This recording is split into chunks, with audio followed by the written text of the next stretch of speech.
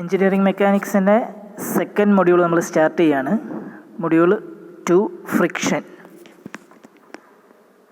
Actually എന്താണ് friction? Friction എന്ന് പറയുന്ന ഒരു ടേമിൻ്റെ ഡെഫിനിഷൻ എന്താണെന്ന് വെച്ചാൽ, ഫ്രിക്ഷൻ എന്ന് പറഞ്ഞൊരു ഒപ്പോസിങ് ഫോഴ്സാണ്. ഒരു ബോഡി ഏതെങ്കിലും ഒരു ഡയറക്ഷനിൽ മൂവ് ചെയ്യുന്നുണ്ടെങ്കിൽ അതിന് ഓപ്പോസിറ്റ് ഡയറക്ഷനിലുണ്ടാകുന്ന റെസിസ്റ്റിംഗ് ഫോഴ്സിനെയാണ് നമ്മൾ ഫ്രിക്ഷൻ എന്ന് പറയുന്നത്. ഫോർ എക്സാമ്പിൾ, ഇപ്പം നമ്മുടെ ഈ ഒരു ഫിഗർ കൊടുത്തിട്ടുള്ള ഫിഗർ ഒന്ന് ജസ്റ്റ് നിങ്ങൾ നോക്കുക. ആ ഫിഗറിൽ ഒരു ബോഡി എന്ന് പറയുന്നത് ആ വയലറ്റ് കളറിൽ കാണുന്നതാണ് ഒരു ബോഡി. ആ ബോഡി ഒരു ഫ്ലോറിൽ റെസ്റ്റ് ചെയ്യാണ്. അപ്പോൾ നമ്മളൊരു പുഷ് കൊടുത്തു, ഒരു ഫോഴ്സ് എന്ത് ചെയ്തു, ആ ബോഡിയിലേക്ക് നമ്മൾ അപ്ലൈ ചെയ്തു. നമ്മളൊരു ഫോഴ്സ് അപ്ലൈ ചെയ്യുന്ന സമയത്ത് സ്വാഭാവികമായിട്ട് എന്ത് സംഭവിക്കും? ആ ബോഡി ആ ഫോഴ്സ് അപ്ലൈ ചെയ്യുന്ന ആ ഡയറക്ഷനിൽ മൂവ് ചെയ്യാൻ തുടങ്ങും. അപ്പോൾ ആ ഡയറക്ഷന് നേരെ ഓപ്പോസിറ്റായിട്ട് ആ ബോഡിയിൽ എക്സ്പീരിയൻസ് ചെയ്യുന്ന ഒപ്പോസിങ് ഫോഴ്സ് ഈ ഒരു ഡയറക്ഷനിൽ എന്ത് ചെയ്യും? ഒപ്പോസിങ് ഫോഴ്സ് ആക്ട് ചെയ്യും. കാരണം മോഷൻ എന്ന് പറയുന്നത് എങ്ങോട്ടാണ്? ഫ്രം ലെഫ്റ്റ് ടു റൈറ്റ് ആണ്. കാരണം നമ്മൾ ഫോഴ്സ് കൊടുക്കുന്ന ഡയറക്ഷൻ അതാണ്. സോ ലെഫ്റ്റ് ടു റൈറ്റ് ആണ് അപ്പോൾ അത് മൂവ് ചെയ്യുന്നത്. സോ അതിൻ്റെ നേരെ ഓപ്പോസിറ്റ് റൈറ്റിൽ നിന്നും ആ ബോഡിക്ക് എക്സ്പീരിയൻസ് ചെയ്യുന്ന റെസിസ്റ്റിംഗ് ഫോഴ്സ് അല്ലെങ്കിൽ ഒപ്പോസിങ് ഫോഴ്സിനെയാണ് നമ്മൾ ഫ്രിക്ഷൻ എന്ന് പറയുന്നത്. ഓക്കെ അല്ലേ?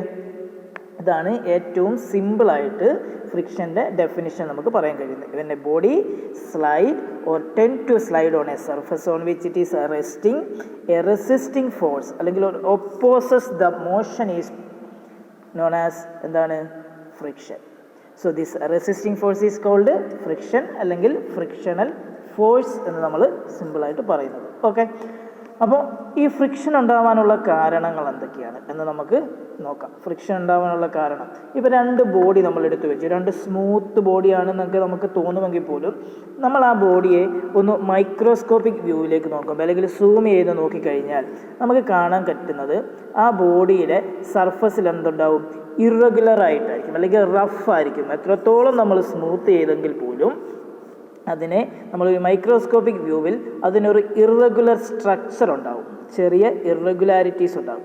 അങ്ങനെ ഒരു ഇറഗുലർ സ്ട്രക്ചർ ഉള്ളതുകൊണ്ട് തന്നെ ആ രണ്ട് ബോഡികൾ തമ്മിൽ മൂവ് ചെയ്യുമ്പോൾ, ഇപ്പം താഴത്തെ ആ ബോഡി റെസ്റ്റ് ചെയ്യുകയാണ് അല്ലെങ്കിൽ ആ ബോഡി മൂവ് ചെയ്യുകയാണ്, എന്തെങ്കിലും ഒരു കണ്ടീഷൻ നിങ്ങൾ ഓർക്കുക. അതിന് മുകളിലൂടെ രണ്ടാമത്തെ ബോഡി നമ്മൾ മൂവ് ചെയ്യുമ്പോൾ അല്ലെങ്കിൽ സ്ലൈഡ് ചെയ്യുന്ന സമയത്ത് ആ ഇറഗുലറായിട്ടുള്ള സർഫസുകളിലെ ആ മൈന്യൂട്ട് പ്രൊജക്ഷൻസ് തമ്മിലൊരു ഇൻ്റർലോക്കിംഗ് ഉണ്ടാവും. ആ ഇൻ്റർലോക്കിംഗ് ഉണ്ടാകുന്നത് എന്ത് സംഭവിക്കും?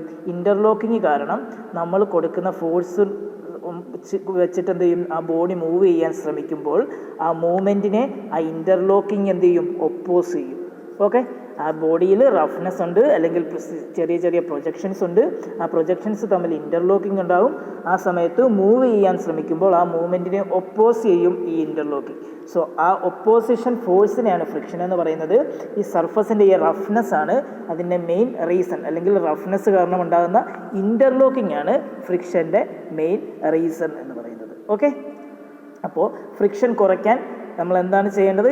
ഏറ്റവും സ്മൂത്ത് ആക്കുക സർഫസുകൾ എന്നതാണ് ഏറ്റവും ഇമ്പോർട്ടൻ്റ് ആയിട്ടുള്ള കാര്യം. എത്രത്തോളം സർഫസ് സ്മൂത്ത് ആയിരിക്കുമോ അത്രത്തോളം നമ്മുടെ ഫ്രിക്ഷനും കുറവായിരിക്കും. ഓക്കെ, ഫ്രിക്ഷൻ എന്ന് പറയുന്നത് കുറവാണ് എന്ന് പറയുമ്പോൾ തന്നെ ഫ്രിക്ഷൻ ഒരിക്കലും ഒരു നെഗറ്റീവായിട്ടുള്ള കാര്യമില്ല. ഫ്രിക്ഷൻ നമുക്ക് ആവശ്യമാണ്. ഫ്രിക്ഷൻ എന്നാൽ ഓവർ ആവാൻ പാടില്ല. ഇപ്പോൾ നമ്മൾ നടക്കുന്നു, നമ്മൾ സൈക്കിൾ ചവിട്ടുന്നു, ബൈക്കിൽ പോകുന്നു, ഇതൊക്കെ ഫ്രിക്ഷൻ ഉള്ളത് കൊണ്ടാണ് നമുക്ക് പോസിബിൾ ആയിട്ടുള്ളത്. പക്ഷേ ഫ്രിക്ഷൻ ഓവർ ആയി കഴിഞ്ഞാൽ നമുക്ക് എന്ത് സംഭവിക്കില്ല? ഈ പറയുന്നത് മൂവ്മെൻറ്റോ കാര്യങ്ങളോ ഒന്നും സംഭവിക്കില്ല. അപ്പോൾ നമുക്കൊരു ബോഡി ഒന്ന് കൺസിഡർ ചെയ്യാം. ഒരു സർഫസിൽ എന്ത് ചെയ്തു? ഒരു റെക്റ്റാങ്കുലർ ബോഡി നമ്മൾ പ്ലേസ് ചെയ്തിട്ടുണ്ട്. അപ്പോൾ ഈ ബോഡിയിൽ നമ്മൾ ഫോഴ്സ് അപ്ലൈ ചെയ്യുന്നു, ഫ്രിക്ഷൻ ഉണ്ടാകുന്നു, അങ്ങനെ പല കാര്യങ്ങൾ സംഭവിക്കും. ബേസിക്കലി ഈ ബോഡിയിൽ സംഭവിക്കുന്ന അല്ലെങ്കിൽ ബേസിക്കലി ഈ ബോഡിയിൽ ആക്ട് ചെയ്യുന്ന കാര്യങ്ങൾ എന്തൊക്കെയാണെന്നുള്ളത് ജസ്റ്റ് നമുക്കൊന്ന് നോക്കാം. ബേസിക്കലി ഈ ബോഡിയിലേക്ക് നമ്മൾ എന്ത് ചെയ്തു? ഒരു ഫോഴ്സ് അപ്ലൈ ചെയ്യുന്നു. ഫോഴ്സ് എന്ന് പറയുന്നത് എപ്പോഴും ഡിനോട്ട് ചെയ്യുന്ന ടേം പി ആണ്. ക്യാപിറ്റൽ ലെറ്റർ പി വെച്ചിട്ടാണ് നിങ്ങൾ ഫോഴ്സ് എന്ന് പറയുന്ന ടേമിനെ ഡിനോട്ട് ചെയ്യുന്ന. Applied force P. അപ്പോൾ ശ്രദ്ധിക്കേണ്ട ഒരു കാര്യം, ഫോഴ്സ് ഏത് ഡയറക്ഷനിൽ അപ്ലൈ ചെയ്യുന്നു അതിന് ഓപ്പോസിറ്റ് ഡയറക്ഷനിലായിരിക്കണം എപ്പോഴും ഫ്രിക്ഷണൽ ഫോഴ്സ് ഉണ്ടാവേണ്ടത്. ഫോഴ്സ് എന്ന് പറഞ്ഞാൽ അപ്ലൈഡ് ഫോഴ്സ്. അപ്ലൈഡ് ഫോഴ്സിന് ഓപ്പോസിറ്റ് ഡയറക്ഷനിലായിരിക്കണം എപ്പോഴും ഫ്രിക്ഷണൽ ഫോഴ്സ് ഉണ്ടാവേണ്ടത്. ഓക്കെ, ഇപ്പോൾ അപ്ലൈഡ് ഫോഴ്സ് റൈറ്റിലേക്ക് ഫ്രം ലെഫ്റ്റ് ടു റൈറ്റ് ആണെങ്കിൽ frictional force from right to left ആയിരിക്കണം. ഓക്കെ, അപ്പോൾ നിങ്ങൾക്ക് ഇനി പ്രോബ്ലംസ് ഒക്കെ വരുമ്പോൾ അവർ ചിലപ്പം വാല്യൂസ് മാത്രമേ തരത്തുള്ളൂ, ഇങ്ങനെ ഒരു ഫിഗർ ഒന്നും തന്നെന്ന് വരില്ല. അപ്പോൾ നിങ്ങൾ തന്നെ ഫിഗർ വരയ്ക്കണം, ഫോഴ്സ് വരയ്ക്കണം, അതിന് നേരെ ഓപ്പോസിറ്റ് ഡയറക്ഷനിലായിരിക്കണം ഫ്രിക്ഷണൽ ഫോഴ്സ് ഒന്നും വരയ്ക്കുക. ഈ രണ്ട് കാര്യങ്ങൾ കൂടാതെ നെക്സ്റ്റ് ഒരു ടേം എന്ന് പറയുന്നത് ഈ ബോഡിയുടെ വെയിറ്റ് ആണ്. വെയിറ്റ് എന്ന് പറയുന്നത് എപ്പോഴും ഡൗൺവേർഡ് ഡയറക്ഷൻ അല്ലെങ്കിൽ വെർട്ടിക്കലി ഡൗൺവേർഡ് ഡയറക്ഷനിലായിരിക്കണം ആക്ട് ചെയ്യുന്നത്. വെയിറ്റ് എന്ന് പറയുന്നത് എപ്പോഴും വെർട്ടിക്കലി ഡൗൺവേർഡ് ഡയറക്ഷനിലായിരിക്കണം ആക്ട് ചെയ്യുന്നത്. ഓക്കെ, ഈ വെയിറ്റിന് നേരെ ഓപ്പോസിറ്റായിട്ട് എന്തുണ്ടാവും? ഒരു നോർമൽ റിയാക്ഷൻ ഉണ്ടാവും. ഈ നോർമൽ റിയാക്ഷൻ എന്ന് പറയുന്ന സംഭവം എപ്പോഴും എന്തായിരിക്കണം? നമ്മളുടെ ബോഡി, നമ്മൾ കൺസിഡർ ചെയ്യുന്ന ആ ബോഡിയുടെ, ഇപ്പം ബോഡി ഇങ്ങനെയാണെങ്കിൽ ആ ബോഡിക്ക് നോർമലായിട്ടായിരിക്കണം എപ്പോഴും നോർമൽ റിയാക്ഷൻ നമ്മൾ ഡിനോട്ട് ചെയ്യുന്ന എൻ എന്ന് പറയുന്ന ടേമാണ്. ഇപ്പോൾ ആ ബോഡി ചെറുതായിട്ട് എന്ത് ചെയ്തു, ഒരു സൈഡിലേക്കൊന്ന് റൊട്ടേറ്റ് ചെയ്തിട്ടാണ് ഇരിക്കുന്നതെങ്കിൽ ഇവിടെ എപ്പോഴും നോർമൽ റിയാക്ഷൻ എന്തായിരിക്കണം? ഇങ്ങനെ ഒരു ഡയറക്ഷനിലായിരിക്കണം നോർമൽ റിയാക്ഷൻ വരുന്നത്. എന്ന് പറഞ്ഞാൽ എപ്പോഴും എന്ത് ക്രിയേറ്റ് ചെയ്യണം? ഈ ഒരു പെർപെൻഡിക്കുലർ ഡയറക്ഷൻ എപ്പോഴും ക്രിയേറ്റ് ചെയ്തിട്ടുണ്ടായിരിക്കണം നോർമൽ എന്ന് പറയുന്നത്. സോ നോർമൽ എന്ന് പറയുന്നത് വെയിറ്റിന് ഓപ്പോസിറ്റായിട്ടേ വരാവുള്ളൂ എന്ന് ഞാൻ പറഞ്ഞു എന്ന് കരുതി എപ്പോഴും വെയിറ്റിൻ്റെ ഡയറക്ഷൻ ഡൗൺവേർഡ് ആയതുകൊണ്ട് നോർമൽ എപ്പോഴും ഡയറക്റ്റ് അപ്വേർഡ് ആണ് എന്ന് തെറ്റിദ്ധരിക്കരുത്. അപ്വേർഡ് ആയിരിക്കും, പക്ഷേ ബോഡി റൊട്ടേറ്റ് ചെയ്യുന്നതിനനുസരിച്ച് നോർമലും ചെറുതായിട്ട് റൊട്ടേറ്റ് ചെയ്യും, ബട്ട് അപ്വേർഡ് ഡയറക്ഷനിലായിരിക്കണം. എന്ന് പറഞ്ഞാൽ അപ്വേർഡ് എന്ന് പറഞ്ഞാൽ ഈ ഒരു ഡയറക്ഷനിലായിരിക്കാം, അല്ലെങ്കിൽ ഈ ഒരു ഡയറക്ഷനിലായിരിക്കാം. ഇങ്ങനെ ചേഞ്ചസ് ഉണ്ടാവാം. ബോഡിക്ക് ഉണ്ടാവുന്ന ചേഞ്ചിനനുസരിച്ച് എന്ത് സംഭവിക്കും? നമ്മുടെ നോർമലിലും ചേഞ്ചസ് ഉണ്ടാവും. ഓക്കെ അല്ലേ? അപ്പോൾ നിങ്ങളുടെ പ്രോബ്ലംസ് വരുമ്പോൾ എപ്പോഴും നിങ്ങൾ ശ്രദ്ധിക്കേണ്ട കാര്യം ഇതൊക്കെയാണ്.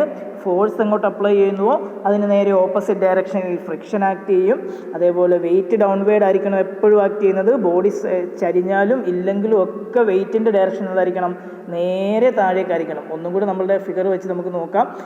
എന്താണ് നമ്മളുടെ ബോഡി ചിലപ്പം ജസ്റ്റ് ഇങ്ങനെ ഒന്ന് റൊട്ടേറ്റ് ചെയ്തിട്ടാണ് എങ്കിൽ നമുക്ക് എന്ത് എഴുതാം? നോർമൽ എന്ന് പറയുന്നത് ഇങ്ങനെ ഒരു ഡയറക്ഷനിലാണ് എന്ന് നമുക്ക് എഴുതാം. പക്ഷേ വെയിറ്റ് എങ്ങനായിരിക്കണം? എപ്പോഴും ഡൗൺവേർഡിലായിരിക്കണം. വെയിറ്റ് W എന്ന് പറയുന്നത് എപ്പോഴും നേരെ താഴേക്കേ ആയിരിക്കാവുള്ളൂ. സോ നിങ്ങൾ പ്രോബ്ലം ചെയ്യുമ്പം ആ ഒരു കാര്യം ശ്രദ്ധിച്ചോണം. ഓക്കെ, അപ്പോൾ നമുക്ക് ഈ ഫ്രിക്ഷനെ ജസ്റ്റ് ഒന്ന് ക്ലാസിഫൈ ചെയ്യാം. ടൈപ്സ് ഓഫ് ഫ്രിക്ഷൻസ് എന്തൊക്കെയാണെന്നുള്ളത്. ടൈപ്സ് ഓഫ് ഫ്രിക്ഷനെ ബേസിക്കലി നമുക്ക് രണ്ടായിട്ട് ക്ലാസിഫൈ ചെയ്യാം, ഡ്രൈ ഫ്രിക്ഷനും ഫ്ലൂയിഡ് ഫ്രിക്ഷനും.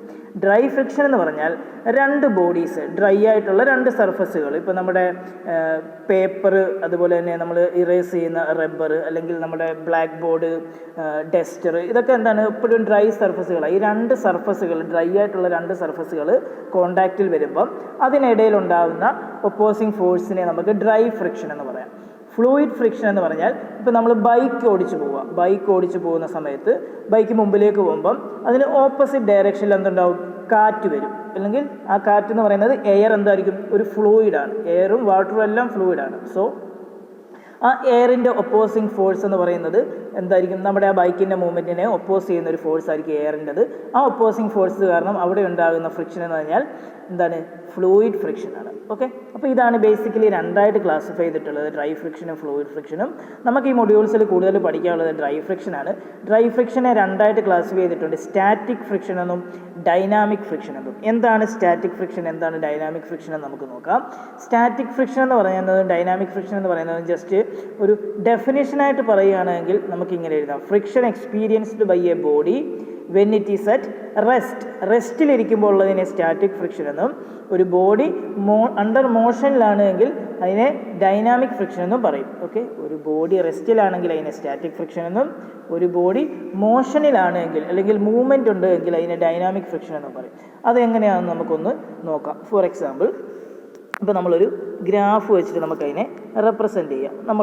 ഒരു ബോഡി നമ്മളിപ്പോൾ ഈ ഫിഗറിൽ തന്നിട്ടുള്ള ആദ്യത്തെ ഈ ഒരു ബോഡിയുടെ കണ്ടീഷൻ തന്നെ നമുക്ക് എടുക്കുക.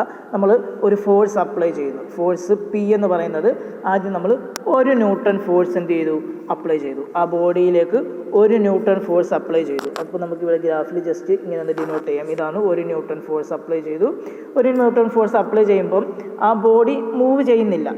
ആ ബോഡിക്ക് ഒരു വെയിറ്റ് ഉണ്ട്. നമ്മളൊരു ഫോഴ്സ് കൊടുത്തപ്പോൾ ആ ബോഡി മൂവ് ചെയ്യുന്നില്ല. അപ്പോൾ എന്ത് ചെയ്തു? നമ്മൾ വീണ്ടും ആ ഫോഴ്സ് കൂട്ടി. 1 എന്നുള്ളത് നേരെ എന്ത് ചെയ്തു? 2 ന്യൂട്ടൺ ആക്കി കൊടുത്തു. അപ്പോൾ 1 നിന്ന് നേരെ 2ലേക്ക് എത്തി. 2 ന്യൂട്ടൺ ആക്കിയിട്ടും ബോഡി മൂവ് ചെയ്യുന്നില്ല. വീണ്ടും നമ്മൾ 1 ന്യൂട്ടൺ കൂടെ കൊടുത്തു. 3 ന്യൂട്ടൺ ആക്കി. 3 ന്യൂട്ടൺ ആക്കിയിട്ടും ബോഡി മൂവ് ചെയ്യുന്നില്ല. അങ്ങനെ നമ്മൾ ഓരോ ന്യൂട്ടൺ വെച്ചിട്ട് കൂട്ടി കൊടുത്തു. 4 ന്യൂട്ടൺ, 5 ന്യൂട്ടൺ, 6 ന്യൂട്ടൺ, അങ്ങനെ കൂട്ടി എന്ത് ചെയ്തു? ഒരു സ്റ്റേജിലെത്തിയപ്പം ബോഡി മൂവ് ചെയ്യാൻ തുടങ്ങി. ഓക്കെ അല്ലേ?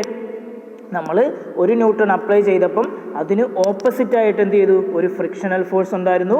ആ ഒരു ഫ്രിക്ഷണൽ ഫോഴ്സും ഈ അപ്ലൈഡ് ഫോഴ്സും എന്ത് ചെയ്തു? ഓപ്പോസിറ്റ് ആയതുകൊണ്ട് ആ ബോഡി മൂവ് ചെയ്തില്ല. വീണ്ടും നമ്മൾ ഫോഴ്സ് കൂട്ടിക്കൊടുത്തു, എന്നിട്ടും ബോഡി മൂവ് ചെയ്തില്ല. അങ്ങനെ ഫോഴ്സ് നമ്മൾ കൂട്ടി ഒരു സെർട്ടൺ ലിമിറ്റ് എത്തിയപ്പോൾ എന്ത് ചെയ്തു? ആ ബോഡി മൂവ് ചെയ്യാൻ തുടങ്ങി. ഓക്കെ, ആ മൂവ് ചെയ്യാൻ തുടങ്ങുന്ന ആ ഒരു ലിമിറ്റ്, ഈ ഒരു വാല്യൂ ആണ് നമ്മൾ കൺസിഡർ ചെയ്യുക. ഈ ഒരു സ്റ്റേജിലെത്തിയപ്പം ആ ബോഡി മൂവ് ചെയ്യാൻ തുടങ്ങി എങ്കിൽ ആ വാല്യൂവിനെയാണ് നമ്മൾ പറയുന്നത് എന്ത്? ലിമിറ്റിംഗ് ഫ്രിക്ഷൻ എന്ന് പറയുന്നത്. ഇവിടുന്ന് നമ്മളൊരു ലൈൻ ജസ്റ്റ് താഴേക്ക് അങ്ങ് വരയ്ക്കുക. ഇവിടുന്ന് ഒരു ലൈൻ നമ്മൾ ജസ്റ്റ് താഴേക്ക് വരയ്ക്കുക. എന്നിട്ട് നമുക്ക് എന്ത് പറയാം? ഇത്രയും ഭാഗത്ത് എന്താ സംഭവിച്ചിട്ടില്ല? ആ ബോഡി മൂവ് ചെയ്തിട്ടേ ഇല്ല എന്ന് പറഞ്ഞാൽ ആ ബോഡി റെസ്റ്റിലായിരുന്നു. നമ്മൾ ഫോഴ്സ് 1 ന്യൂട്ടൺ കൊടുത്തു, 2 ന്യൂട്ടൺ കൊടുത്തു, 3 ന്യൂട്ടൺ കൊടുത്തു. അങ്ങനെ ഫോഴ്സ് കൂട്ടി ആ പിങ്ക് കളറിലുള്ള ഈ ഒരു സ്റ്റേജ് വരെ ആ ബോഡി മൂവ് ചെയ്തിട്ടേ ഇല്ല എന്ന് പറഞ്ഞാൽ ബോഡി ഈസ് അണ്ടർ റെസ്റ്റ് ആണ്. സോ ആ റെസ്റ്റിലിരിക്കുന്ന ബോഡിയുടെ ഒപ്പോസിങ് ഫോഴ്സ്, റെസ്റ്റിലിരിക്കുന്ന സമയത്തുള്ള ഒപ്പോസിങ് ഫോഴ്സിനെ നമുക്ക് എന്ത് പറയാം? സ്റ്റാറ്റിക് ഫ്രിക്ഷൻ എന്ന് പറയാം. സോ ആ ഒരു പോയിന്റിന് ശേഷം ബോഡി എന്ത് ചെയ്തു? മൂവ് ചെയ്യാൻ തുടങ്ങി. ആ മൂവ് ചെയ്യാൻ തുടങ്ങിയതിന് ശേഷമുള്ള ഫോഴ്സിനെ നമുക്ക് എന്ത് പറയാം?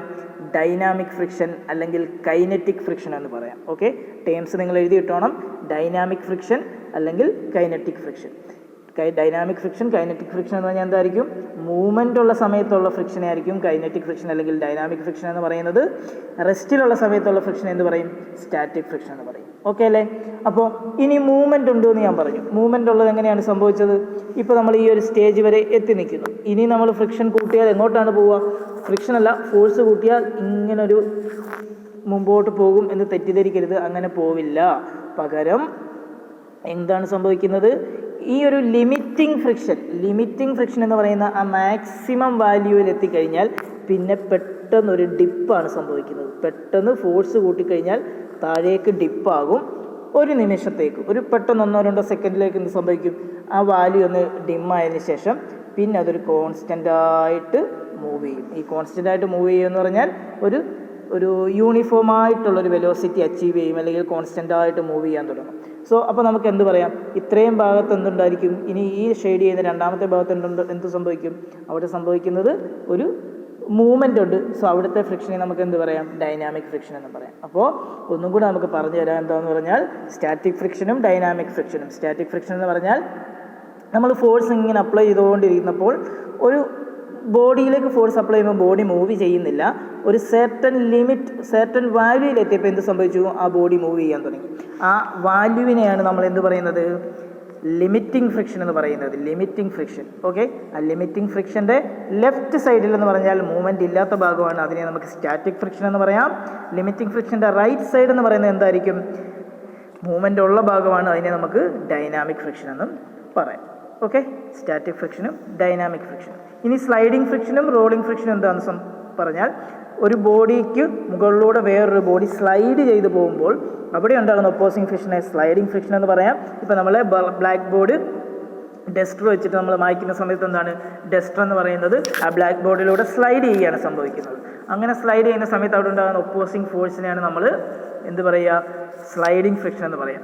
നേരെ മറിച്ച് റോളിംഗ് ഫ്രിക്ഷൻ എന്ന് പറയാം. നമുക്ക് നമ്മുടെ വെഹിക്കിളിൻ്റെ ടയറൊക്കെ റോഡിലൂടെ ഉരുണ്ട് പോകുന്നു, റോൾ ചെയ്ത് പോകുന്നു. ആ സമയത്ത് ആ റോഡിൽ എന്ത് ചെയ്യുന്നു? സ്ലൈഡ് ചെയ്യുന്നില്ല, പകരം ആ റോഡിലൂടെ റോൾ ചെയ്താണ് പോകുന്നത്. ആ സമയത്ത് ആ രണ്ട് ബോഡികളുടെ ഇടയിലുണ്ടാകുന്ന ഫ്രിക്ഷനെ നമുക്ക് റോളിംഗ് ഫ്രിക്ഷൻ എന്ന് പറയാം. എന്താ ഇവിടെ കൊടുത്തിട്ടുണ്ട്?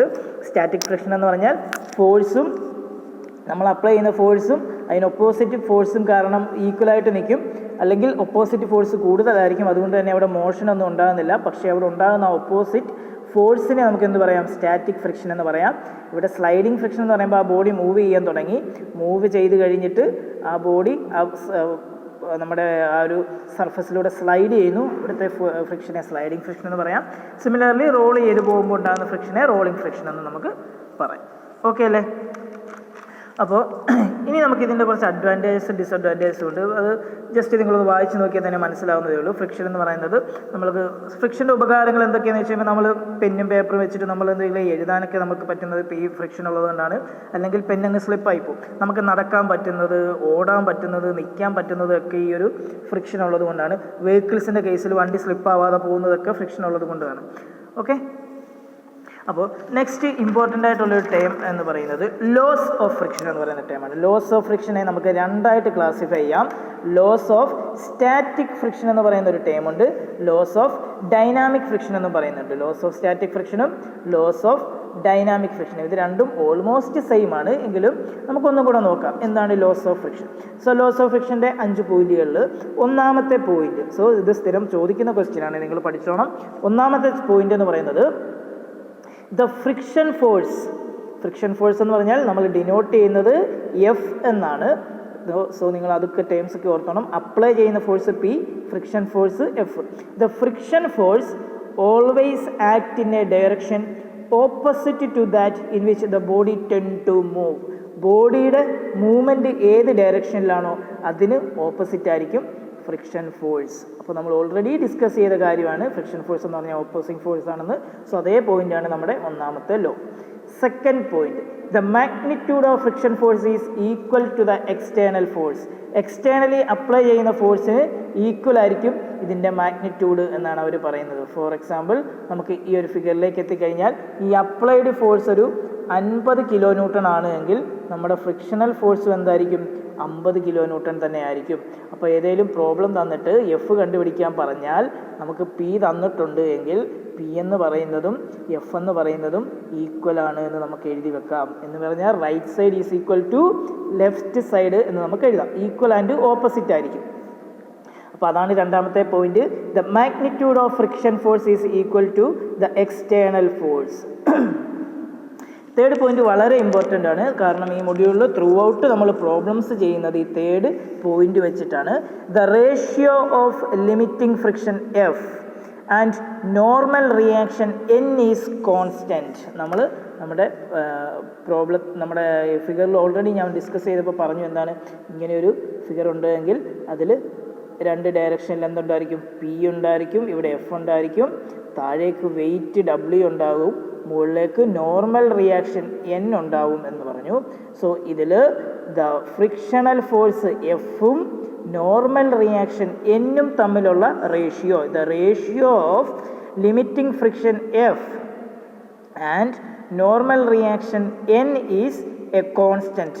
എഫ് ബൈ എൻ എന്ന് പറയുന്നത് ഒരു കോൺസ്റ്റൻ്റ് ആണ്. ആ കോൺസ്റ്റൻറ്റിനെ ഡിനോട്ട് ചെയ്തിരിക്കുന്നത് മ്യൂ എന്ന് പറയുന്ന ടേം വെച്ചിട്ടാണ്. മ്യൂ എന്ന് പറയുന്ന ടേം വെച്ചിട്ടാണ് F by N is equal to mu. Mu എന്ന് പറഞ്ഞാൽ കോഎഫിഷ്യൻ്റ് ഓഫ് ഫ്രിക്ഷൻ എന്നാണ് മ്യൂവിനെ പറയുന്നത്. നിങ്ങൾ ആ ടേംസ് എഴുതി വെച്ചോണം. F by N is equal to mu. Mu is coefficient of friction. Static ഫ്രിക്ഷൻ്റെ കേസിൽ മ്യൂ എന്ന് പറഞ്ഞാൽ കോഎഫിഷ്യൻ്റ് ഓഫ് സ്റ്റാറ്റിക് ഫ്രിക്ഷൻ എന്ന് നമുക്ക് പറയാം. ഡൈനാമിക് ഫ്രിക്ഷൻ്റെ കേസിൽ മ്യൂവിനെ കോഎഫിഷ്യൻ്റ് ഓഫ് ഡൈനാമിക് ഫ്രിക്ഷൻ എന്നും പറയാം. സോ ബേസിക്കലി നമ്മൾ എന്ത് പഠിച്ചു വെക്കുക, എഫ് ബൈ എൻ എന്ന് പറയുന്നത് കോഎഫിഷ്യൻ്റ് ഓഫ് ഫ്രിക്ഷൻ ആണ്. F by N is equal to mu ആണ് അതിൻ്റെ വാല്യൂ. അതിനെ പറയുന്നത് കോഎഫിഷ്യൻ്റ് ഓഫ് ഫ്രിക്ഷൻ എന്നാണ്. ഓക്കെ അല്ലേ?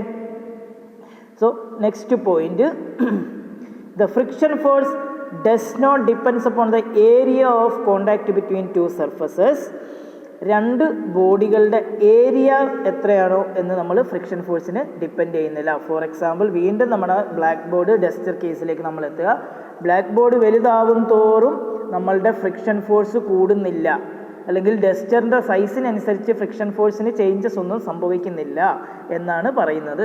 അതിൻ്റെ സൈസ് എന്തും ആയിക്കോട്ടെ, സർഫസ് ഏരിയ എന്തും ആയിക്കോട്ടെ, അതൊന്നും ഫ്രിക്ഷൻ ഫോഴ്സിനെ ഡിപ്പെൻഡ് ചെയ്യുന്ന കാര്യമല്ല. ഫ്രിക്ഷൻ ഫോഴ്സിനെ ഡിപ്പെൻഡ് ചെയ്യുന്ന എന്താണ്, ആ സർഫസിൻ്റെ റഫ്നെസ് മാത്രമാണ്, അല്ലെങ്കിൽ സർഫസിൻ്റെ അകത്തുണ്ടാകുന്ന ആ ഇറഗുലാരിറ്റീസ് മാത്രമായിരിക്കും ഫ്രിക്ഷനെ ഡിപ്പെൻഡ് ചെയ്യുന്നത്.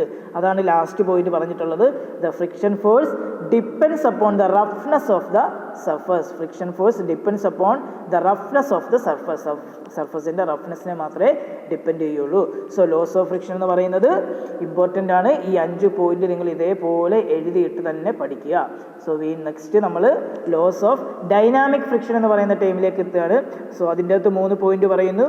ഒന്നാമത്തെ point, the friction force always acts in a direction opposite that which the body is moving. നമ്മൾ മുമ്പേ പറഞ്ഞ സെയിം പോയിന്റ്. എന്താണ്, ബോഡി മൂവ് ചെയ്യുന്നതിൻ്റെ നേരെ ഓപ്പോസിറ്റ് ഡയറക്ഷനിലായിരിക്കണം ഫ്രിക്ഷൻ ഫോഴ്സ് ആക്ട് ചെയ്യുന്നത്. രണ്ടാമത്തെ ഫോഴ്സ് എന്ന് പറഞ്ഞാൽ the ratio of limiting friction F and normal reaction N is constant and it is known as coefficient of friction. നമ്മൾ പറഞ്ഞ അതേ പോയിന്റ് തന്നെ, എന്താണ് F/n = μ ആണ് എന്നാണ് രണ്ടാമത്തെ പോയിന്റ് പറയുന്നത്. മൂന്നാമത്തെ പറയുന്നത് for moderate speed the friction force remains constant but it decreases slightly with the increase of speed. പറയുന്നത് ഒന്നുകൂടെ ശ്രദ്ധിക്കുക. ഒരു മോഡറേറ്റ് സ്പീഡിൽ ഫ്രിക്ഷൻ ഫോഴ്സ് എന്ന് പറയുന്നത് എന്തായിരിക്കും? കോൺസ്റ്റൻ്റ് ആയിരിക്കും.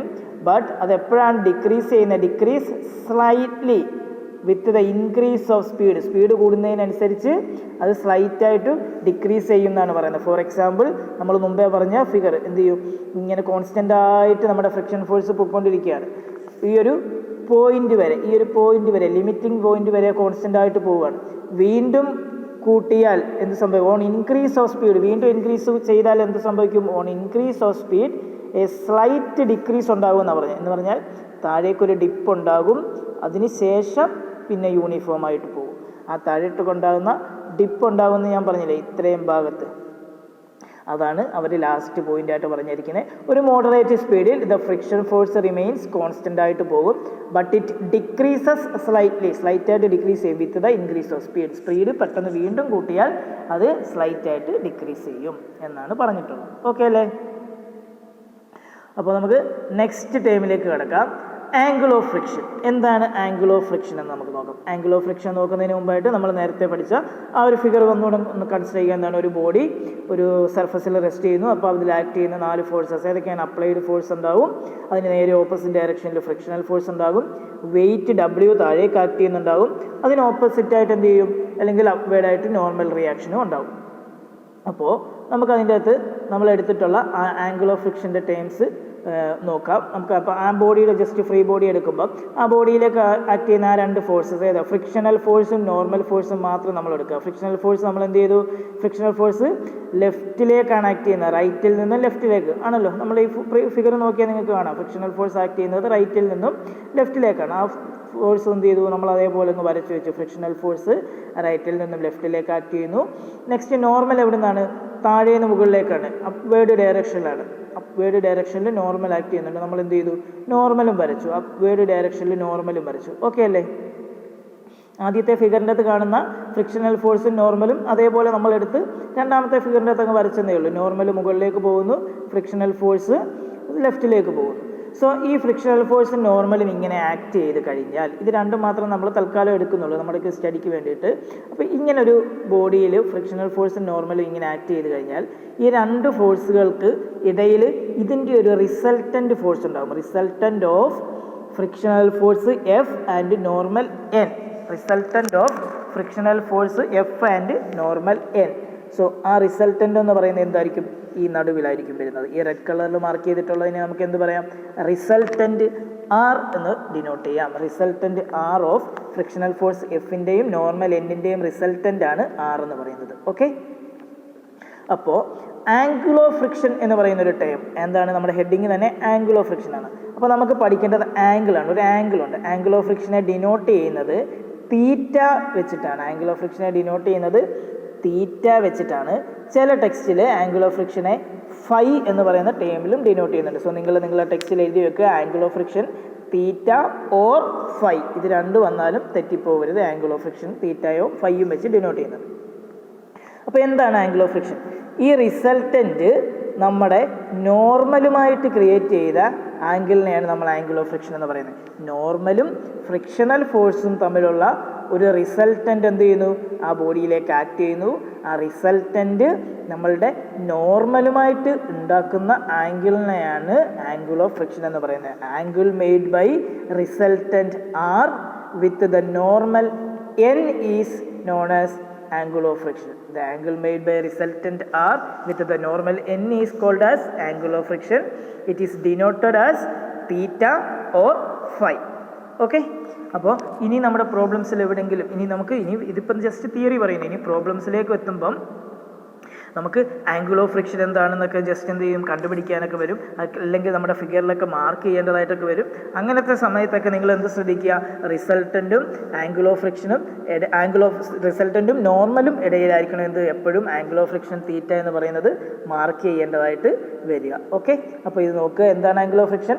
ഫ്രിക്ഷൻ്റെയും നോർമലിൻ്റെയും ഇടയിലുള്ള റിസൾട്ടൻറ്റ് നോർമലുമായിട്ടുണ്ടാക്കുന്ന ആംഗിളിനെയാണ് ആംഗിൾ ഓഫ് ഫ്രിക്ഷൻ എന്ന് പറയുന്നത്. അപ്പോൾ കോഎഫിഷ്യൻ്റ് ഓഫ് ഫ്രിക്ഷൻ ഓൾറെഡി നമ്മൾ ഡിസ്കസ് ചെയ്ത അതേ കാര്യം എന്താണ്, F/N = കോൺസ്റ്റൻ്റ് ആയിരിക്കും. അതിനെ കോഎഫിഷ്യൻ്റ് ഓഫ് ഫ്രിക്ഷൻ എന്ന് പറയും. മ്യൂ എന്നാണ് ഡിനോട്ട് ചെയ്യുന്നതെന്ന് ഓൾറെഡി നമ്മൾ ലോസ് ഓഫ് ഫ്രിക്ഷൻ പറഞ്ഞു. കോഎഫിഷ്യൻ്റ് ഓഫ് ഫ്രിക്ഷൻ എന്താണെന്ന് ഒന്നും കൂടെ ഒന്ന് ജസ്റ്റ് ഓർമ്മിപ്പിച്ചെന്നേ ഉള്ളൂ. ഫ്രിക്ഷൻ്റെയും നോർമലിൻ്റെ റേഷ്യോനെയാണ് നമ്മൾ കോഎഫിഷ്യൻ്റ് ഓഫ് ഫ്രിക്ഷൻ മ്യൂ എന്ന് ഡിനോട്ട് ചെയ്യുന്നത്. അപ്പോൾ നമ്മൾ ഈ മ്യൂ എന്ന് പറഞ്ഞിട്ട് എന്ത് ചെയ്തു, ഡിനോട്ട് ചെയ്തത് F/N-നെയാണ്. ഈ മ്യൂവിനെ തന്നെ നമുക്ക് വേറൊരു രീതിയിലും കൂടെ കണ്ടുപിടിക്കാം. ഫോർ എക്സാമ്പിൾ നമ്മളിപ്പോൾ എന്താണ് നമ്മളിവിടെ ഇപ്പോൾ നമുക്ക് കോഎഫിഷ്യൻ്റ് ഓഫ് ഫ്രിക്ഷൻ കണ്ടുപിടിക്കാൻ പറഞ്ഞാൽ നമുക്ക് ചോദ്യം വന്നു, ഒരു ക്വസ്റ്റ്യൻ പ്രോബ്ലം വന്നെന്ന് നിങ്ങൾ വിചാരിക്കുക. കോഎഫിഷ്യൻ്റ് ഓഫ് ഫ്രിക്ഷൻ കണ്ടുപിടിക്കാൻ പറഞ്ഞാൽ നിങ്ങൾ എന്ത് ചെയ്യും, ആദ്യം ഫ്രിക്ഷണൽ ഫോഴ്സ് എന്താണെന്ന് നോക്കും, അതിനുശേഷം നോർമൽ റിയാക്ഷൻ്റെ വാല്യൂ എന്താണെന്ന് നോക്കും. സോ ഈ frictional force divided by normal reaction ചെയ്യുമ്പോൾ നിങ്ങൾക്കൊരു ആൻസർ കിട്ടും. അതായിരിക്കും എന്ത്, നമ്മുടെ കോഎഫിഷ്യൻ്റ് ഓഫ് ഫ്രിക്ഷൻ മ്യൂ എന്ന് പറയുന്നത്. ഈ ഒരു മെത്തേഡ് അല്ലാതെ വേറൊരു മെത്തേഡിലൂടെയും നമുക്ക് കണ്ടുപിടിക്കാം. ഫോർ എക്സാമ്പിൾ എഫും എന്നും തന്നിട്ടില്ലാത്തൊരു രീതിയാണ് എങ്കിൽ, ഓക്കെ, നിങ്ങൾ അസ്യൂം ചെയ്യുക എഫും എന്നും നിങ്ങൾക്ക് തന്നിട്ടില്ല, എന്നിട്ടും നിങ്ങളോട് ക്വസ്റ്റ്യൻ ചോദിച്ചു കോഎഫിഷ്യൻ്റ് ഓഫ് ഫ്രിക്ഷൻ കണ്ടുപിടിക്കാൻ ചോദിച്ചു എങ്കിൽ അത് നമുക്ക് എങ്ങനെ കണ്ടുപിടിക്കാം എന്നാണ് നെക്സ്റ്റ് പറയുന്നത്. ഓൾറെഡി നമ്മളിപ്പോൾ പഠിച്ചു നിർത്തിയ എന്താണ്, ആംഗിൾ ഓഫ് ഫ്രിക്ഷൻ തീറ്റ വെച്ചിട്ടാണ്. So angle of friction theta use ചെയ്തിട്ട് എങ്ങനെ കോഎഫിഷ്യൻ്റ് ഓഫ് ഫ്രിക്ഷൻ്റെ വാല്യൂ കണ്ടുപിടിക്കാം എന്നാണ് നമ്മൾ നെക്സ്റ്റ് നോക്കാൻ പോകുന്നത്. ഓക്കെ അല്ലേ? അപ്പോൾ ഈ ഫിഗർ നമ്മൾ നേരത്തെ നോക്കിയ ആ ഫിഗർ തന്നെ ഒന്നും കൂടെ നോക്കുക. ഫ്രിക്ഷണൽ ഫോഴ്സ് ഉണ്ട്, നോർമൽ ഫോഴ്സ് ഉണ്ട്, അതിന് നടുവിൽ ഒരു റിസൾട്ടൻ്റ് ഉണ്ട്. സോ അത് ആ റിസൾട്ടൻ്റ് നമ്മുടെ ആംഗിൾ ഓഫ് നോർമലുമായിട്ട് ക്രിയേറ്റ് ചെയ്യുന്ന ആംഗിളിനെ ആംഗിൾ ഓഫ് ഫ്രിക്ഷൻ എന്ന് പറയുന്നു. അപ്പോൾ അതേ കാര്യം എന്ത് ചെയ്തു, ഇത്രയും കാര്യത്തിനെ നമ്മൾ ഒന്നും കൂടെ എടുത്തിട്ട് നമ്മൾ അത്രയും ഭാഗത്ത് എന്ത് ചെയ്തു, 3 ഫോഴ്സസ് ഉണ്ട്. ഏതൊക്കെയാണ് ഫോഴ്സ്? ഒന്നാമത്തത് ഫ്രിക്ഷണൽ ഫോഴ്സ്. ഏത് ഡയറക്ഷനിലാണ്? ലെഫ്റ്റ് ടു റൈറ്റ് അല്ലേ? ആ ഫ്രിക്ഷണൽ ഫോഴ്സിനെ നമ്മളിവിടെ എന്ത് ചെയ്തു, വരച്ചു. ഫ്രിക്ഷണൽ ഫോഴ്സ് എഫ് ലെഫ്റ്റിൽ നിന്നും റൈറ്റിലേക്ക് വരച്ചു. നെക്സ്റ്റ് രണ്ടാമത്തെ ഫോഴ്സ് ഏതാണ്? Normal N. എവിടെ നിന്നാണ്? താഴേന്ന് മുകളിലേക്ക്. സോ നോർമൽ എൻ നമ്മൾ വരച്ചു. അപ്പോൾ ഫ്രിക്ഷണൽ ഫോഴ്സും നോർമലും നമ്മൾ എന്ത് ചെയ്തു, ഇങ്ങനെ വരച്ചു, 2 ലൈൻ വരച്ചു. അപ്പോൾ ഇവിടെ ഒരു മൂന്നാമതൊരു ലൈനും കൂടെ വരച്ചാൽ ഇത് എന്തായി മാറും? ഒരു ട്രയാങ്കിളായിട്ട് മാറും. ഓക്കെ അല്ലേ? അപ്പോൾ ഈ ട്രയാങ്കിളിൻ്റെ കേസിൽ നിങ്ങൾ നോക്കിയാൽ നിങ്ങൾക്ക് കാണാം ഫ്രിക്ഷണൽ ഫോഴ്സ് എന്ന് പറയുന്നത് എന്താണ്, ഈ ഒരു ഡയറക്ഷനിലാണ്. നെക്സ്റ്റ് നോർമൽ എന്ന് പറയുന്നത് ഈ ഒരു ഡയറക്ഷനിലാണ്. എന്ന് പറഞ്ഞാൽ ഒരു കണ്ടിന്യൂഷൻ ഉണ്ട് ഈ രണ്ടെണ്ണത്തിന്. അപ്പോൾ നിങ്ങൾ ഫസ്റ്റ് മൊഡ്യൂളിൽ പഠിച്ചിരുന്നു മെക്കാനിക്സിൻ്റെ എന്താണ്, ഒരു ട്രയാങ്കുലറിലോ ഒരു ട്രയാങ്കിളിൻ്റെ 2 സൈഡ്, ഓക്കെ, ഒരു ട്രയാങ്കിളിൻ്റെ 2 സൈഡുകൾ ഇങ്ങനെ കണ്ടിന്യൂസ് ആയിട്ട് വന്നു കഴിഞ്ഞാൽ ആ 2 സൈഡിനും ഒരു ഫോഴ്സ് വാല്യൂസ് ഉണ്ട് എങ്കിൽ അതിൻ്റെ റിസൾട്ടൻ്റ് എന്ന് പറയുന്നത് എപ്പോഴും എന്തായിരിക്കണം, മൂന്നാമത്തെ സൈഡായിരിക്കും. പക്ഷേ അതെന്തായിരിക്കും, കണ്ടിന്യൂസ് ആയിട്ടുള്ള ഡയറക്ഷനിലാവില്ല, പകരം ഓപ്പോസിറ്റ് ഡയറക്ഷനിലായിരിക്കണം. കണ്ടിന്യൂസ് ആയിട്ടുള്ള ഡയറക്ഷൻ എന്ന് പറഞ്ഞാൽ എന്തായിരുന്നു? കണ്ടിന്യൂസ് ആയിട്ടുള്ള ഡയറക്ഷൻ എന്ന് പറഞ്ഞാൽ അതിനെ നമുക്ക് എങ്ങനെ മാർക്ക് ചെയ്യാമായിരുന്നു? ഇങ്ങനെ കൊടുക്കുന്ന ആ ബോഡിയിൽ കണ്ടിന്യൂസ് ആയിട്ടുള്ള ഡയറക്ഷൻ എന്ന് പറഞ്ഞാൽ ഈ ഒരു ഡയറക്ഷനിലായിരിക്കും. കാരണം ഇങ്ങനെ വന്നു, ഇങ്ങനെ ഒരു കണ്ടിന്യൂസ് ആയിട്ട് അങ്ങ് പോകും. ഇങ്ങനെ കണ്ടിന്യൂസ് ആയിട്ട് പോകുന്നില്ല, പകരം ഒരു ഡയറക്ഷൻ വന്നു, നെക്സ്റ്റ് രണ്ടാമത്തെ ഡയറക്ഷൻ വന്നു, മൂന്നാമത്തത് അതിന് ഓപ്പോസിറ്റ് ഡയറക്ഷനിലാണ് എങ്കിൽ ആ മൂന്നാമത്തേനെ നമുക്ക് എന്ത് പറയാം, അതിൻ്റെ റിസൾട്ടൻ്റ് എന്ന് പറയാം. അപ്പോൾ നമുക്ക് തന്നിട്ടുള്ള നമ്മുടെ ആ ഫിഗറിൻ്റെ അകത്തും നമുക്ക് എന്ത് എഴുതാം, നമ്മുടെ ആ ഫിഗറിൻ്റെ അകത്തും നമുക്ക് ഇതിനെ ഒന്നും കൂടി എടുത്ത് പുറത്തേക്ക് നോക്കിക്കഴിഞ്ഞാൽ നമുക്ക് അറിയാം ഫ്രിക്ഷണൽ ഫോഴ്സിനെ നമ്മൾ എന്ത് ചെയ്തു, നമ്മുടെ ബോഡിയിലെ ഫ്രിക്ഷണൽ ഫോഴ്സിനെ നമ്മൾ ഒരു സൈഡിൽ മാർക്ക് ചെയ്തു, നോർമലിനെ രണ്ടാമത്തെ സൈഡിൽ മാർക്ക് ചെയ്തപ്പോൾ നമുക്കൊരു ട്രയാങ്കിൾ കിട്ടി. ട്രയാങ്കിളിൻ്റെ 2 സൈഡുകൾ കിട്ടി. 2 സൈഡുകൾ ഓരോ ഫോഴ്സുകളാണ്. ഒന്ന് നോർമൽ റിയാക്ഷനാണ്, നെക്സ്റ്റ് ഫ്രിക്ഷണൽ ഫോഴ്സുകളാണ്. രണ്ടിനും ഓരോ വാല്യൂസ് ഉണ്ട്. അപ്പോൾ ഇതിൻ്റെ റിസൾട്ടൻ്റ് എന്ന് പറയുന്നത് എപ്പോഴും എന്തായിരിക്കും, ആ മൂന്നാമത്തെ സൈഡായിരിക്കും. അത് നമുക്ക് അതിൻ്റെ അകത്ത് നമ്മൾ ഈ റിസൾട്ടൻ്റ് എടുത്ത് ഇങ്ങോട്ട് ജസ്റ്റ് വെച്ചു. ആദ്യം ഫ്രിക്ഷണൽ ഫോഴ്സ് എടുത്ത് ഇവിടേക്ക് വെച്ചു, നോർമൽ റിയാക്ഷൻ എടുത്ത് ഇവിടേക്ക് വെച്ചു. അങ്ങനെ നമ്മൾ ഫ്രിക്ഷണൽ ഫോഴ്സ് നോർമൽ റിയാക്ഷനും വെച്ച് കഴിഞ്ഞിട്ട് റിസൾട്ടൻറ്റിനെയും കൂടെ എടുത്ത് വെച്ചു. അപ്പോൾ നോർമലും റിസൾട്ടൻറ്റും തമ്മിലുള്ള ആംഗിൾ എന്തായിരുന്നു, തീറ്റയായിരുന്നു. അത് നമ്മളിവിടെ മാർക്കും ചെയ്ത് വെച്ചു. ഓക്കെ, അപ്പോൾ നമുക്ക് ട്രയാങ്കുലർ ലോ കറക്റ്റായിട്ട് കിട്ടി. ആ ട്രയാങ്കിളിന് ഒരു ആംഗിൾ തീറ്റ എന്ന് പറയുന്നതും കിട്ടി. ആ ട്രയാങ്കിളിൻ്റെ ആംഗിളിൻ്റെ അകത്തും നമ്മൾ എന്ത് ചെയ്തു, ടാൻ തീറ്റ എന്താണെന്നുള്ളത് നോക്കി. ടാൻ തീറ്റ എന്ന് പറഞ്ഞാൽ എന്താണ്, ഓപ്പോസിറ്റ് ബൈ അഡ്ജസൻറ്റ് അല്ലേ? ടാൻ എന്ന് പറഞ്ഞാൽ opposite side by adjacent side. So tan theta എന്ന് പറയുമ്പോൾ ഓപ്പോസിറ്റ് സൈഡ് എന്താണ്, എഫ് ആണ്, അഡ്ജസൻറ്റ് സൈഡ് എന്താണ്, എൻ ആണ്. So tan theta is equal to F/N എന്ന് നമുക്ക് എഴുതാൻ പറ്റും. ഓൾറെഡി നമ്മൾ പഠിച്ചു വെച്ചു F/N എന്ന് പറഞ്ഞാൽ എന്തായിരിക്കും, ഒരു കോൺസ്റ്റൻ്റ് ആയിരിക്കും. അതെന്തായിരുന്നു, മ്യൂ ആണെന്ന് പറഞ്ഞിട്ടുണ്ട്. F/N is equal to constant mu ആണെന്ന് പറഞ്ഞിട്ടുണ്ട്. So tan theta is equal to mu എന്ന് നമുക്ക് എഴുതാം. അപ്പോൾ tan theta is equal to F/N എന്ന് എഴുതാം. Tan theta is equal to mu എന്ന് നമുക്ക് എഴുതാം. അപ്പോൾ നമുക്ക് എന്ത് ഇതിൻ്റെ അകത്തുനിന്ന് ടാൻ തീറ്റ മ്യൂ എന്ന് എഴുതി കഴിഞ്ഞാൽ നമുക്ക് എന്ത് മനസ്സിലായി? ഈ എഫും എന്നും ഇല്ലാതെ തന്നെ കോഎഫിഷ്യൻ്റ് ഓഫ് ഫ്രിക്ഷൻ മ്യൂ കണ്ടുപിടിക്കാൻ പറ്റും. എന്ത് യൂസ് ചെയ്തിട്ട്? Angle of friction theta use ചെയ്തിട്ട്. അപ്പോൾ നമ്മുടെ പ്രോബ്ലത്തിൽ നമുക്ക് എഫും എന്നും തന്നിട്ടുണ്ട് എങ്കിൽ നിങ്ങൾക്ക് മ്യൂ കണ്ടുപിടിക്കാം. മ്യൂ ഇസ് ഈക്വൽ ടു എന്താണ്? F/N എന്ന് പറയുന്ന കോൺസ്റ്റൻ്റ് എടുത്താൽ മതി. ഇനി ക്വസ്റ്റ്യനിൽ നിങ്ങൾക്ക് എഫും എന്നും തന്നിട്ടില്ല, പകരം തന്നിട്ടുള്ളത് theta is equal to 10 degree എന്നാണ് എങ്കിൽ എന്ത് ചെയ്യുക? കാൽക്കുലേറ്ററിൽ ടാൻ തീറ്റ അല്ലെങ്കിൽ ടാൻ 10 എടുത്തു കഴിഞ്ഞാൽ അപ്പോൾ കിട്ടുന്ന വാല്യൂ എന്തായിരിക്കും? മ്യൂവിൻ്റെ വാല്യൂ തന്നെ ആയിരിക്കും. അപ്പോൾ ഈ രണ്ട് വാല്യൂസ് നിങ്ങൾ ഓർത്ത് വെക്കുക. അപ്പോൾ എന്ത് ചെയ്യുക? ഈ രണ്ട് കാര്യങ്ങൾ ഇമ്പോർട്ടൻ്റ് ആയിട്ട് പഠിച്ചു വെക്കുക. ഫസ്റ്റ് എന്താണ്? ആംഗിൾ ഓഫ് ഫ്രിക്ഷൻ എന്താണ്? ആംഗിൾ ഓഫ് ഫ്രിക്ഷൻ എന്ന് പറഞ്ഞാൽ തീറ്റയാണ്. അപ്പോൾ ടാൻ തീറ്റ എടുത്താൽ നമുക്ക് കിട്ടുന്നത് എന്തായിരിക്കും? കോഎഫിഷ്യൻ്റ് ഓഫ് ഫ്രിക്ഷൻ ആയിരിക്കും. ആംഗിൾ ഓഫ് ഫ്രിക്ഷൻ തീറ്റയാണ്. ആംഗിൾ ഓഫ് ഫ്രിക്ഷൻ്റെ ടാൻ എടുത്തു കഴിഞ്ഞാൽ നമുക്ക് കിട്ടുന്നത് കോഎഫിഷ്യൻ്റ് ഓഫ് ഫ്രിക്ഷൻ ആയിരിക്കും. അപ്പോൾ കോഎഫിഷ്യൻ്റ് ഓഫ് ഫ്രിക്ഷൻ എന്ന് പറഞ്ഞാൽ എന്താണ്? ടാൻ തീറ്റ എന്നും പറയാം, അതേപോലെ F/N എന്നും നമുക്ക് പറയാം. ഓക്കെ, അപ്പോൾ ഇത് തമ്മിലുള്ള റിലേഷൻസ് ഒക്കെ പഠിച്ചു വെക്കുക. പ്രോബ്ലംസിൽ നമുക്ക് കൂടുതൽ യൂസ് ചെയ്യും. ഓക്കെ അല്ലേ? അപ്പോൾ നെക്സ്റ്റ് ടേം എന്ന് പറഞ്ഞാൽ എന്താണ്? നെക്സ്റ്റ് എന്ന് പറയുന്നത് ആംഗിൾ ഓഫ് റീപോസ് എന്ന് പറയുന്ന ഒരു ടേമാണ്. Angle of repose. അപ്പോൾ ആംഗിൾ ഓഫ് റീപോസിനെ നമ്മൾ നോർമലി ഡിനോട്ട് ചെയ്യാൻ വേണ്ടിയിട്ട് ചിലതിൽ ആൽഫ എന്നൊക്കെ പറഞ്ഞിട്ട് ഡിനോട്ട് ചെയ്യുന്നുണ്ട്. ആൽഫ എന്നൊക്കെ എക്സാക്റ്റ് ചില ടൈംസ് മീൻസ് ചില ടെക്സ്റ്റിലാണ് ആൽഫ എന്ന് പറയുന്നത്. നിങ്ങൾ ഇവിടെ നമ്മൾ ആൽഫ എന്ന് നമുക്ക് ഡിനോട്ട് ചെയ്യാം. എന്താണ് ആംഗിൾ ഓഫ് റീപോസ് എന്ന് നമുക്ക് നോക്കാം. ഒരു ബോഡി എന്ത് ചെയ്യുക? ഒരു സർഫസിൽ നമ്മൾ കൺസിഡർ ചെയ്യുക. ഒരു പ്ലെയിൻ ആയിട്ടുള്ള ഒരു സർഫസിൽ ഒരു ബോഡി റെസ്റ്റ് ചെയ്യുന്നു. നമ്മൾ പതിയെ എന്ത് ചെയ്തു? ഈ ബോഡി ജസ്റ്റ് ഒന്ന് ആ സർഫസ് ഒന്ന് ഉയർത്തി കൊടുത്തു. ആ സർഫസ് ഒന്ന് ജസ്റ്റ് ഉയർത്തി കൊടുക്കുമ്പോൾ ആ ബോഡിയും ചെറുതായിട്ടൊന്ന് സ്ലൈറ്റായിട്ട് ചരിയും. പക്ഷേ ആ ബോഡി സ്ലിപ്പ് ചെയ്ത് ഇങ്ങോട്ട് പോരത്തില്ല, അവിടെ തന്നെ റെസ്റ്റ് ചെയ്യുന്നു. നമ്മൾ വീണ്ടും എന്ത് ചെയ്തു? ആ സർഫസ് ഒന്നും കൂടെ ചരിച്ചു കൊടുത്തു. എന്നിട്ട് നമ്മളിങ്ങനെ പതിയെ ആംഗിൾ ഇങ്ങനെ കൂട്ടുകയാണ്. ആദ്യം 10 ആയിരുന്നു, 15, 20, 25 ഇങ്ങനെ സ്ലൈറ്റായിട്ട് കൂട്ടി നമ്മൾ വീണ്ടും എന്ത് ചെയ്തു? ആ ബോഡി ഒന്നും കൂടി ഒന്ന് ചരിച്ചു കൊടുത്തപ്പം ആ സർഫസ് ഒന്ന് ചരിച്ചു കൊടുത്തപ്പോൾ ആ ബോഡി എന്ത് ചെയ്തു? പതിയെ സ്ലൈഡ് ചെയ്ത് താഴേക്ക് പോരുന്നു.